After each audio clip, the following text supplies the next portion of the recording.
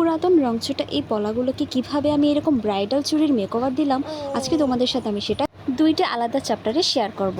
আমার চ্যানেলে নতুন হয়ে থাকলে চ্যানেলটা প্লিজ সাবস্ক্রাইব করে দিও। প্রথমে চলে যাচ্ছি পুরাতন পলা দিয়ে ব্রাইডাল চুড়ির মেকওভারে। পুরাতন চুড়িটা কভার করার জন্য আমার এখানে ফেব্রিক কাপড়ও লাগবে। তোমরা তোমাদের পছন্দের কালারের ফেব্রিক কাপড় নিতে পারো। এখানে ফেব্রিক কাপড়টা আমি চুড়ির সাইজ অনুযায়ী কেটে নিয়েছি। চুড়িটা আগে আমি B6000 গ্লুয়ের সাহায্যে দুটো চুড়ি আমি অ্যাটাচ করে দেব, কারণ আমি শুধুমাত্র একটা চুড়িই বানাবো এবং মোটা করে বানাবো।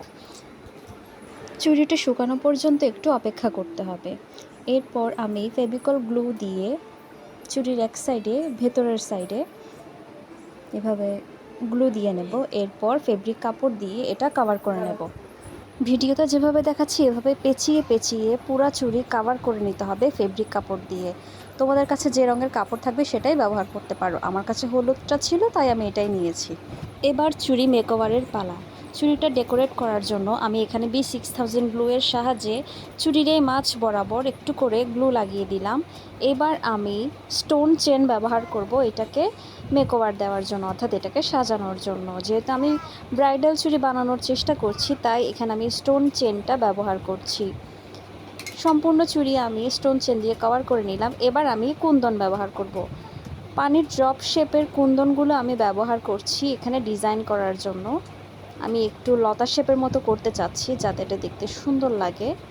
তোমরা তোমাদের পছন্দ মতো ডিজাইন দিতে পারো। আমার কাছে এটাই খুব ইজি মনে হয়েছে এবং সুন্দরভাবে মনে হচ্ছে, তাই আমি এভাবেই করছি। আসলে কাজ করার সময় যখন যেটা মাথায় আসে ওটাই করি। তো এভাবেই আমি সম্পূর্ণ চুড়িটা স্টোন চেন এবং কুন্দনের সাহায্যে ডেকোরেট করে নিলাম। এটার ফাইনাল লুক দেখে তো আমি নিজে টাসকে খেয়ে গেছি। ভিডিও কিন্তু এখনও শেষ হয়নি, এটার পরে আরও একটা টিউটোরিয়াল আছে, দেখতে থাকো। তো এরকম পলা আমার কাছে আরও একটা ছিল, তো ভাবলাম এটাকেও আমি একটু মেকওভার দিয়ে নিই। আমার কাছে লাল ফেব্রিক কাপড় ছিল। এবার এই লাল ফেব্রিক কাপড়টা আমি সিজার দিয়ে সাইজ মতো কেটে নিয়েছি। সামান্য একটু ফেভিকল গ্লু আমি এই চুড়িতে অ্যাটাচ করে এবার পেঁচিয়ে পেঁচিয়ে এই সম্পূর্ণ চুড়িটা আমি কভার করে নেব এই ফেব্রিক কাপড়টা দিয়ে। আমি এখানে কুন্দন ব্যবহার করব না, এখানে আমি অ্যাক্রিলিক ব্যবহার করব চুড়িটাকে একটু অ্যাস্থেটিক ভাইব দেওয়ার জন্য। দেখো আমার চুড়িটা প্রায় রেডি হয়ে গেছে।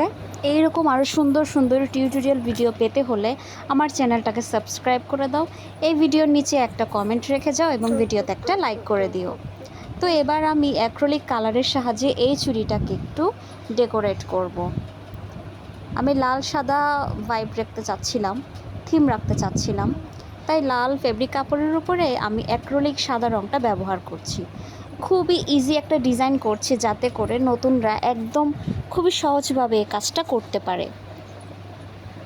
তো দেখো এটা হচ্ছে আমার চুড়ির ফাইনাল লুক। ভিডিও কেমন লাগলো আমাকে কমেন্ট করে জানাবে। Thanks for watching.